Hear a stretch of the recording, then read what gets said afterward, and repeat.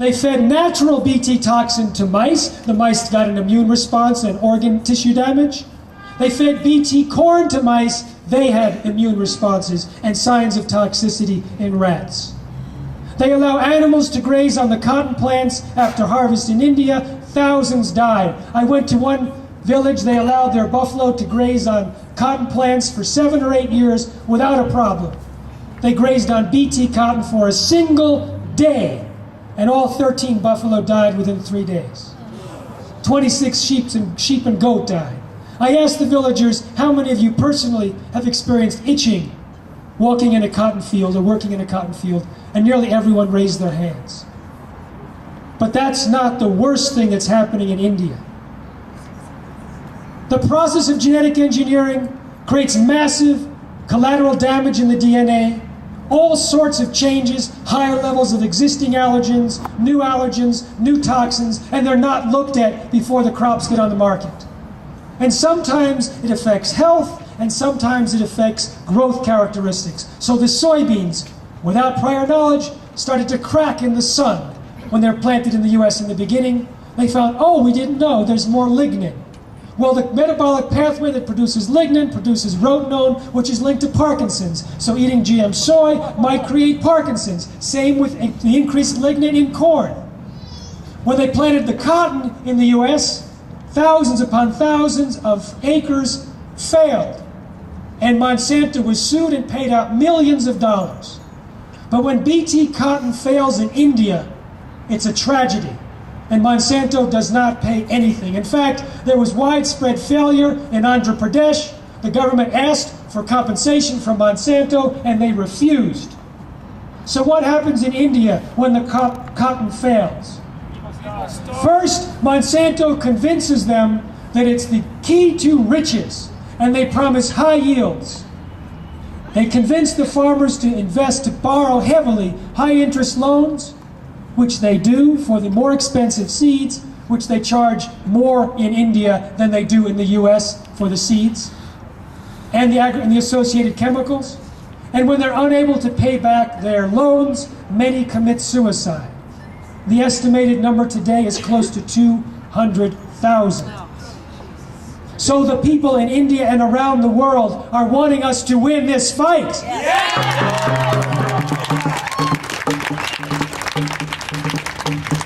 In fact, every single living being.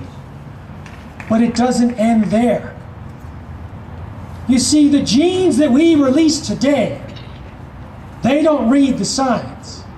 They don't stop at an organic sign saying no spray. People talk about coexistence as if they've been blind for 10,000 years. Think of Hawaii, pure lava rock, now a lush tropical paradise, more than 2,000 miles away from the mainland. Where did it get those seeds? Nature has a way to spread her bounty. It will accomplish it. She will accomplish it every time. Yes. So they talk about coexistence. And Monsanto wanted to say, don't worry, we will make sure canola planted in Australia does not interfere with the non-GM canola. We'll have a 5-meter buffer zone. It is a formula for contamination rapidly. You plant canola genetically modified in one season. 10% of the seeds end up unharvested in the earth that can germinate year after year, and then their seeds, and then their seeds. So you plant GM canola 1 year, non-GM canola for the next 16 years, you still have over 1% contamination. But it doesn't end there. The wild mustard next door, which is a weed, gets cross-pollinated with the gene that resists weed killer. So now you have a super disease, a super weed. Then you send those canola plants, those seeds, to Japan. And they're not allowed to plant them there, but they truck them to press them into oil. And all along the truck routes near the ports, there's GM canola growing. And also, it's cross-pollinated with a native weed. It gets around, it doesn't obey the law. It obeys natural law. So the genes that we have released already can outlast the effects of global warming and nuclear waste. So all future generations want us to succeed now.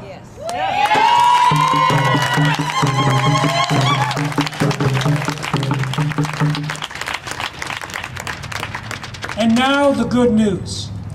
We are succeeding.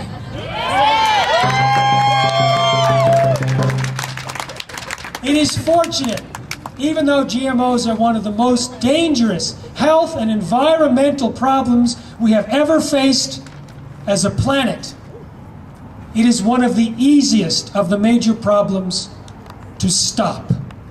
And that is because we do not have to whine to the administration for a bailout. We can do it when just a small percentage of the shoppers say no to GMOs, turn them into a marketing liability, and they get kicked out of the food supply for the same, yes. Absolutely. It's interesting that the same motivation that gave us GMOs will kick it out, corporate profits.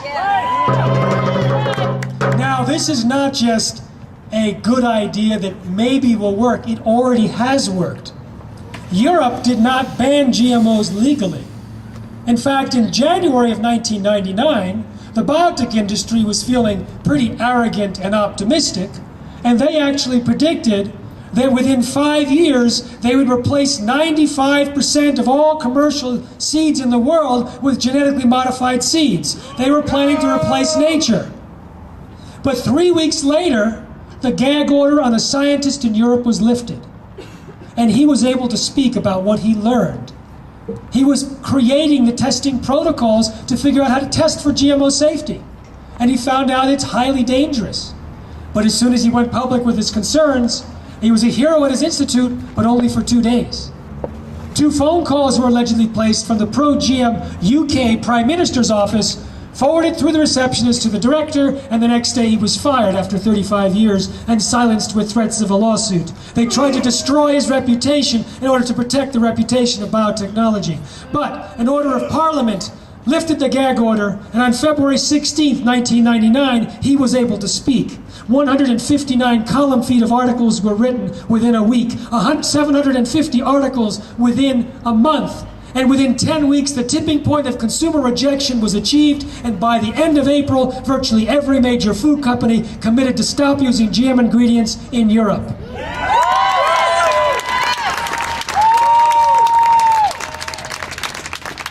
It was not the government. It was the top of the food chain, and that's who we are, the top of the food chain. So in the United States, we started to expose the dangers of genetically modified bovine growth hormone, injected into cows to increase milk supply, the brain cell of Monsanto. So, let's describe this just so you understand what is in our milk supply right now. Injected into cows, it's called crack for cows. It revs them up.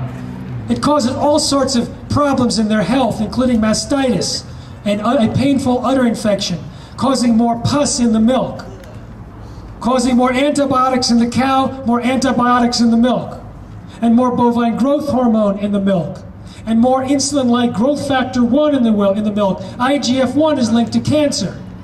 High levels of IGF-1 in premenopausal women has linked to 7-fold increase in breast cancer, 4-fold increase in prostate cancer in men. This is why the American Public Health Association condemns bovine growth hormone, as does the American Nurses Association. It's banned in Canada, in EU, in New Zealand, Australia, Japan. And now it's banned in Walmart's milk, in Starbucks milk, in Yoplates, in Dannon's yogurt, and that's because of what we are doing. We are seeing a tipping point against bovine growth hormone. We want to nail it, and in fact, Monsanto saw the writing on the wall and sold it to Eli Lilly. It turns out I asked a former Monsanto scientist, I said, tell me some stories. He said, well, here's one. Some colleagues of his were doing food safety testing on the bovine growth hormone. They saw the levels of IGF-1 in the milk. The 3 of them refused to drink milk after that unless it was organic. 1 bought a cow.